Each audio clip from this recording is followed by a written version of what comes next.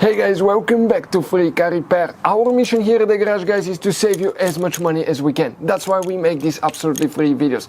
Let's go ahead and start on it now. So, right here now, guys, okay, let's explain which fuse we need to check specifically. We'll demonstrate on 2016 Ford F-150. The fuse box that we will need is the one right under the hood, guys. And once you open the hood on your F-150, that's your car battery. And right behind it, right there in the corner, you will have your fuse box.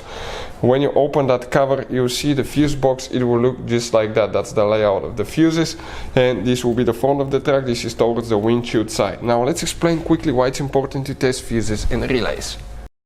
So let me explain why it's super important, guys, to test fuses. Fuses, not often you can see if they're burnt or they're good. Sometimes they may seem perfectly fine, you think it's a good fuse, you put it back in, and you end up spending money and time on parts and problems that do not exist, guys, when all you had to do, test your fuse, find out it's bad, replace it, fix your problem. So we will have a video how to test a fuse, okay, different kinds of fuses, and how to test relays, guys. We're going to put the link in the description of the video below, specifically to that video. Please check it out.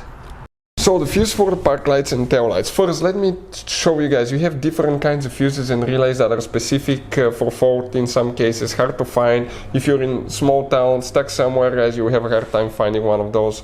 We recommend to keep some relays, fuses spare in your glove box. We'll put a link in the description of the video below where you can get them for a fraction of the price. The fuse for the park lights and tail lights will be in that fuse panel right here.